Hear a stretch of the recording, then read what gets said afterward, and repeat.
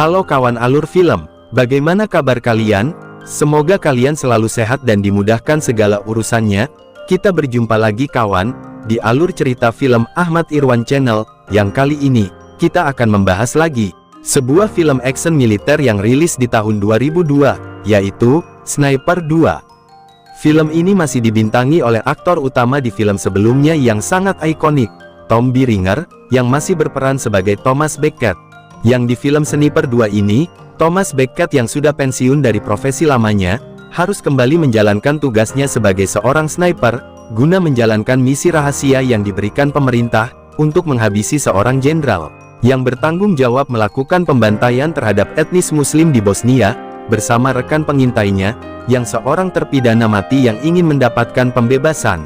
Jadi, untuk mengetahui seperti apakah keseruan ceritanya, maka, tanpa berlama-lama lagi, kita langsung saja ke alur cerita filmnya.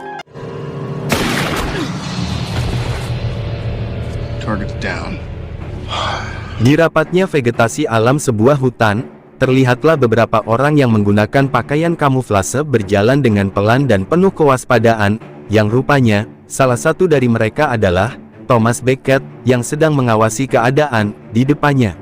Yang di saat itu, kondisi Beckett sudah tidak sebaik dulu lagi, di mana saat itu penglihatan matanya sudah mulai kabur. Lalu tidak lama setelah itu, tiba-tiba saja sebuah tembakan nyaris mengenai dirinya, yang tembakan itu dilepaskan oleh peserta pemburu. Jesus! Fire! Fire! Yang dipandu oleh Beckett, hingga hal tersebut membuat Beckett kesal, dan memutuskan untuk keluar dari tempatnya bekerja. Lalu di saat Beckett kembali ke rumahnya, Beckett ditemui oleh dua orang dari pemerintah pusat, yaitu Dean McKenna dari intelijen militer, dan James Eccles dari CIA, yang mengajak Beckett untuk bergabung dalam sebuah operasi rahasia, untuk menghabisi seorang jenderal di daerah Balkan, yang bernama Mulik Valstoria, yang bertanggung jawab atas pembantaian etnis muslim di wilayah tersebut.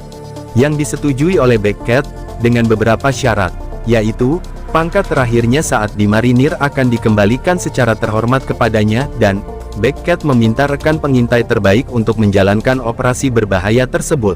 Yang saat Beckett telah berada di kantor kedubes Amerika di wilayah Balkan, datanglah seorang narapidana militer berkulit hitam bernama Jack Cole, yang akan dijadikan rekan pengintai Beckett saat menjalankan misi nanti.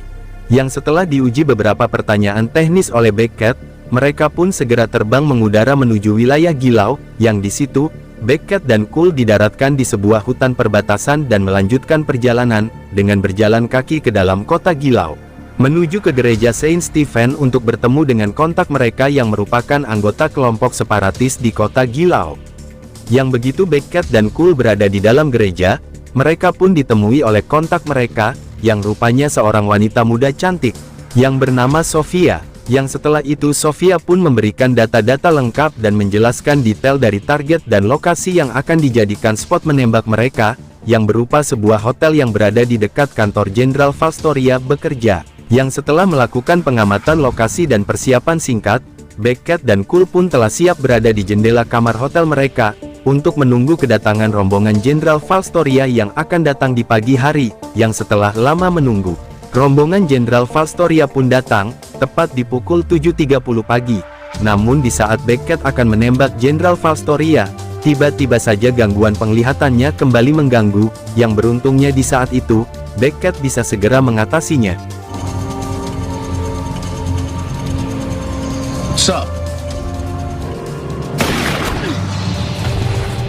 Dan langsung menembak mati Jenderal Valstoria, tepat di dadanya hingga jatuh ke tanah. Hingga membuat para tentara pengawal Jenderal Valstoria kebingungan untuk menemukan lokasi mereka, yang setelah itu, bersama dengan Cole, Beckett pun segera pergi ke gereja Saint Stephen untuk menemui Sofia, yang akan membantu keluar dari kota Gilau. Namun, di saat telah dekat dengan gereja, Sofia dari kejauhan memberi kode ke Beckett untuk pergi menjauh karena di situ telah banyak tentara yang tengah memeriksa gereja.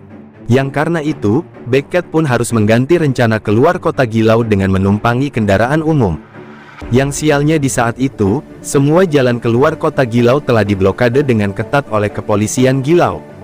Hingga di saat itu dengan terpaksa, Beckett dan Cole harus menyandera salah seorang polisi yang melakukan pemeriksaan dan membajak tram yang mereka tumpangi, untuk dapat meloloskan diri dari blokade polisi.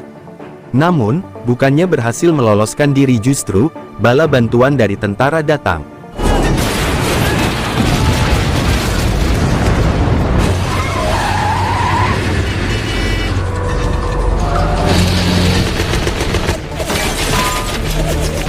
Dan langsung menyerang tram yang dibajak Beckett dan Cole dengan berondongan senjata mesin hingga membuat Beckett dan Cole harus bertiarap untuk menyelamatkan diri, dan di saat ada kesempatan, Beckett pun membalas menembak para tentara yang menyerang.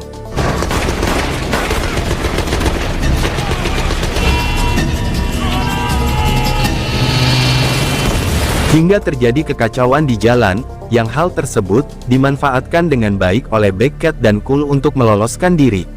Namun di saat itu, Cole justru melakukan hal tak terduga dengan tidak mengikuti langkah Beckett yang menepi ke jalan, hingga akhirnya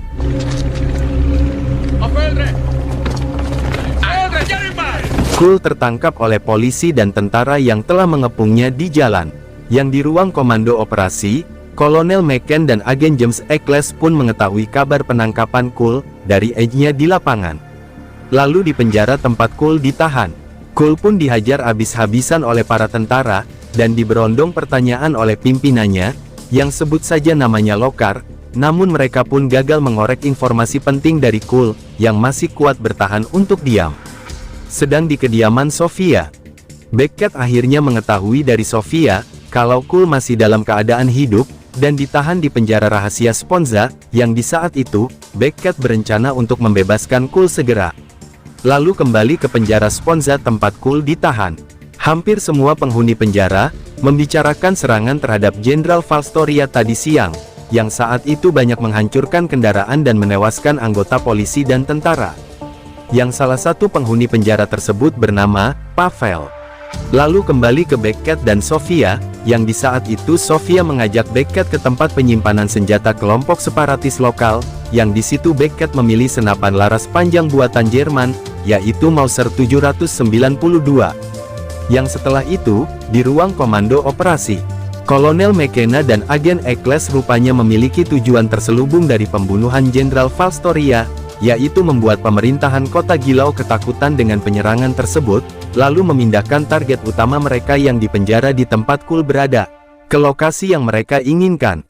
Dan kembali ke tempat Beckett dan Sofia, yang di saat itu datanglah dua saudara Sofia, yaitu Vojislav dan Zoran, yang memberitahukan kalau Cole akan dipindahkan ke benteng penjara Pozarevac, dan kemungkinan akan dihukum mati. Sehingga membuat Beckett harus bergerak cepat untuk menyelamatkan Cole.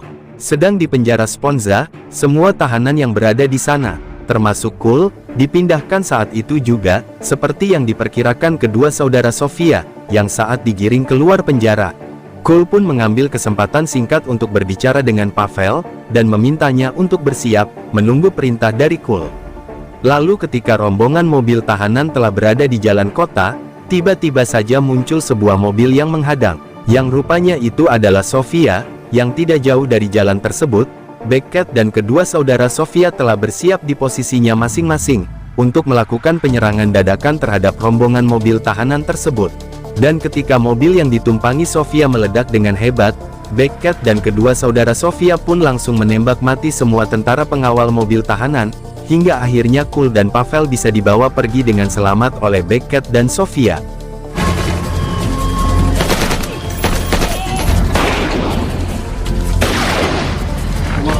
Dan saat dalam perjalanan, Beckett baru mengetahui dari Cole, kalau dirinya sengaja menyerahkan diri agar bisa bertemu dengan Pavel, dan membantunya keluar dari negara ini.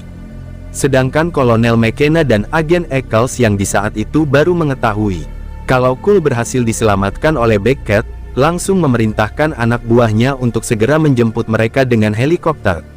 Sedangkan Beckett beserta yang lain, yang di saat itu telah sampai di bekas pabrik besi tua, yang mana di situ adalah titik penjemputan mereka, tiba-tiba saja dikejutkan dengan serangan meriam tank, yang langsung menghancurkan mobil yang mereka tumpangi tadi, yang rupanya saat itu, para tentara pemerintah telah menunggu kedatangan mereka, untuk menangkap mereka, baik dalam keadaan hidup, atau mati, yang mana pada saat itu, salah satu dari saudara Sofia, yaitu Zoran, menjadi korban pertama kebengisan tentara pemerintah, yang setelah itu, disusul dengan gugurnya saudara tertua Sofia, Vojislav, yang memutuskan untuk kembali membantu adiknya, Zoran, dan juga menahan para tentara pemerintah, hingga akhirnya, Sofia beserta yang lain, berhasil keluar dengan selamat dari pabrik tersebut, namun tanpa mereka sadari, salah seorang dari tentara, terus berusaha melacak keberadaan mereka dari kejauhan, lalu setelah itu mereka pun akan melanjutkan perjalanan kembali ke kota Komra,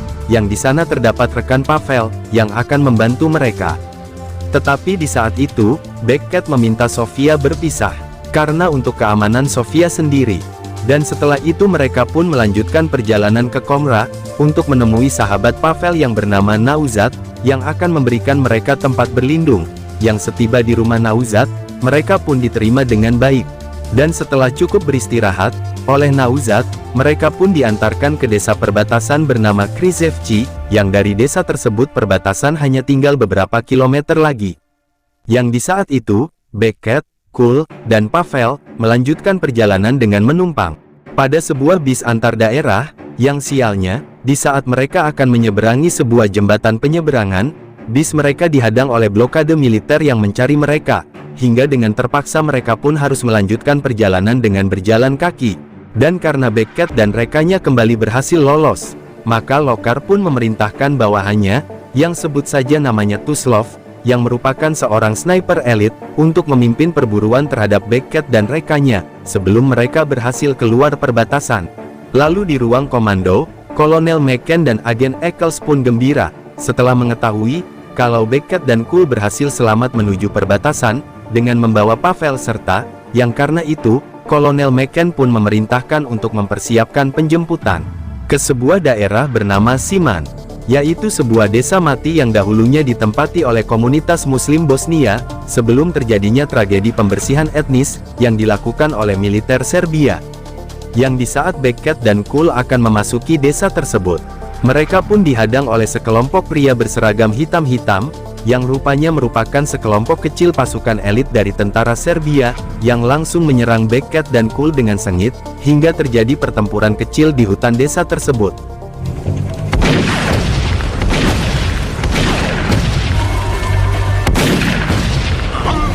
Yang setelah harus berjuang dengan keras, Beckett dan Kul pun akhirnya dapat mengalahkan sekelompok pasukan elit Serbia tersebut. Lalu, dengan menggunakan seragam pasukan tersebut, Beckett, Kul dan Pavel, mulai memasuki desa Siman yang hancur lebur. Dan tanpa mereka sadari di saat itu, Tuslov, yang merupakan andalan terakhir dari Lokar untuk menghabisi Beckett dan Kul, telah menanam banyak ranjau Claymore, di tempat-tempat yang akan dilintasi Beckett dan rekannya, yang ketika salah satu ranjau meledak, Tuslov pun tanpa ragu langsung menekan tombol remote-nya, hingga membuat efek ledakan beruntun di dalam parit desa, yang beruntungnya di saat itu, Beckett, Kul dan Pavel berhasil selamat. Lalu karena khawatir mereka datang terlambat ke titik penjemputan, Beckett pun membuat rencana pengalihan, agar Kul dan Pavel bisa pergi lebih dahulu ke titik penjemputan, yang berada di daerah lapang di dalam desa. Sedangkan Lokar dan pasukan bantuannya di saat itu, masih dalam perjalanan menuju desa Siman. Namun karena rencana Beckett dianggap terlalu banyak membuang waktu, Kul pun berusaha membantu dengan menyerang langsung Tuslov yang posisinya telah diketahui. Namun karena serangan sembrono dari Kul tersebut, maka posisi Kul dan Pavel pun diketahui Tuslov, yang langsung menembak Kul tepat di dadanya, ketika Kul berupaya mengejar Pavel yang lari karena panik. Beckett yang mengetahui kalau rekan pengintainya tersebut dalam keadaan sekarat, langsung membuat jebakan pengalihan yang saat itu.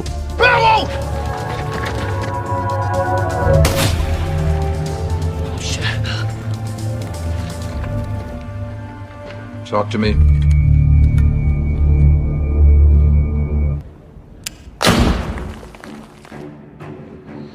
berhasil memancing keluar Tuslov dari persembunyiannya, hingga tanpa menyia-nyiakan kesempatan emas tersebut, Beckett pun langsung melepaskan tembakannya, hingga tepat mengenai mata sebelah kiri Tuslov yang langsung tewas di tempat.